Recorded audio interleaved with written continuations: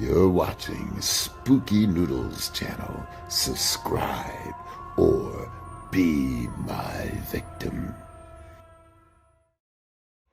Hello guys, what is up? It's your boy, Spooky Noodles, back with another book review. Today we review Pre-Thanksgiving Stress Disorder by Rowland Bercy Jr. So, I have the synopsis here, I have my review here, so we're going to go through those two things and then maybe talk about the book a little bit. So, very short book, by the way. It's a novelette. I'm almost 100% sure it's a novelette because it's as long as my novelettes when it comes to audiobooks. By the way, I listened to the audiobook for this one. Very good audiobook. Very good. Like, very good. But yeah, it's a very short read, novelette. It could be a novella, I guess. I don't know. The audiobook is just as long as my audiobook, which is for Field of Fiends. And yeah, they're both the similar lengths when it comes to time for audiobook narration. And so I'm going to say this one's a novelette. So yeah, the very quick read. I actually listened to this on two of my walks. I took James for a walk, then I got back home, took Lou for a walk, came back home, and then finished the last 10 minutes of the audiobook. Very, very good book. But let me read the synopsis, and then I'll read my review, and yada, yada, yada. So here we go. The McIntyre family makes an obscene amount of income every holiday season off their slaughter of thousands of turkeys. But the amount of money isn't the only thing obscene about their deceptive family farm. The conditions are inhumane, their practices are unsanitary, and the methods they utilize in cultivating their annual poultry genocide are beyond cruel and unusual. Staunch vegan and proud standing member of PETA, Rebecca, has had enough. And this year, she's serving up a heaping dish of Old Testament justice that will give the McIntyre family a long overdue wake-up call. So that is the synopsis. I had to go to Amazon to read the synopsis because Goodreads does not have the synopsis. I don't know why.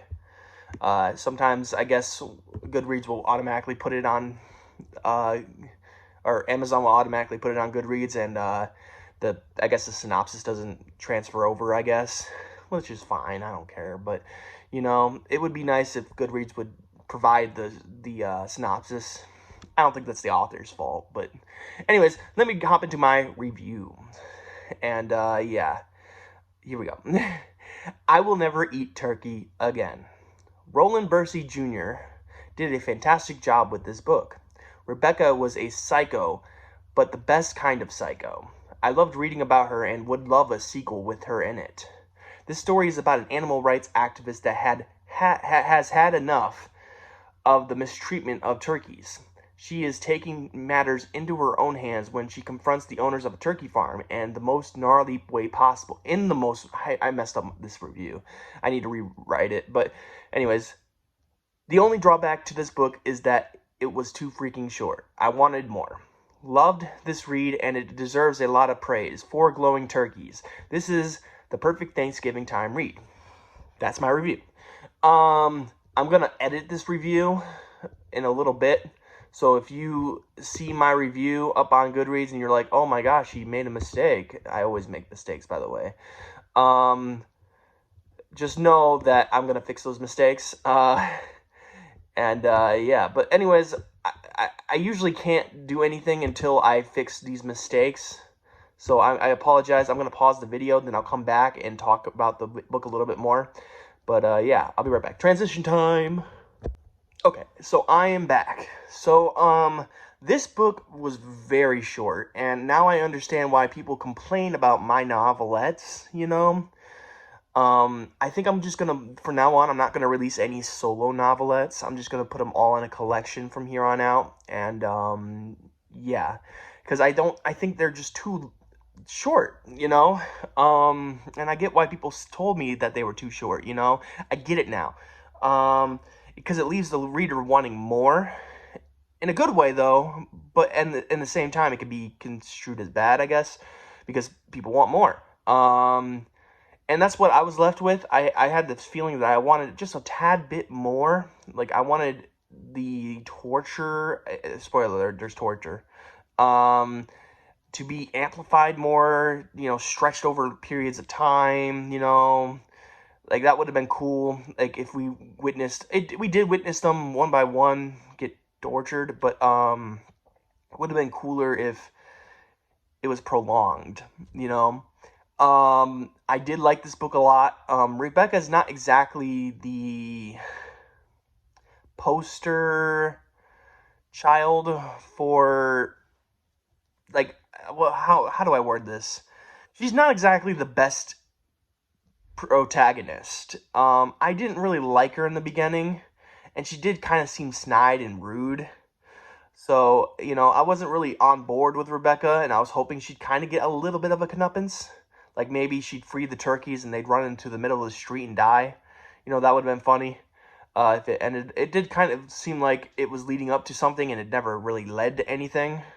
Like, I mean, you got a good feeling, but you didn't exactly feel fulfilled, Like, I felt like something should have happened at the end, and we should have got, like, some kind of, like, because for me, if everyone died, I would be happy, because, honestly, all these characters were douchebags, so, but in the end, I did like this book a lot.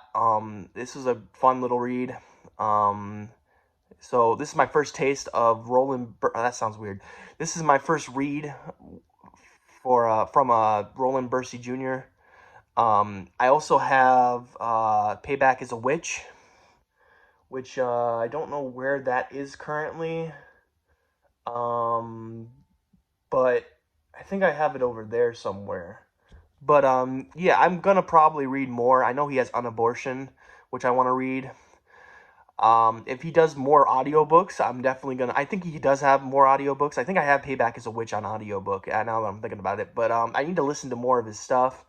By the way, the audiobook, I don't think I said this in the review, but the audiobook was fantastic. It was really good. I really liked it. I really enjoyed it. So, yeah. But other than the bads, the negative stuff I just said, this book is fun. It's a fun little Thanksgiving time read. And I highly recommend it during November, during Thanksgiving, And yeah, that's all I really have to say about this book. I know it's not the longest review. Actually, I don't even know how long this review is. It's probably like 6 minutes long, but it's a very short book, so you're gonna get a short review, I guess.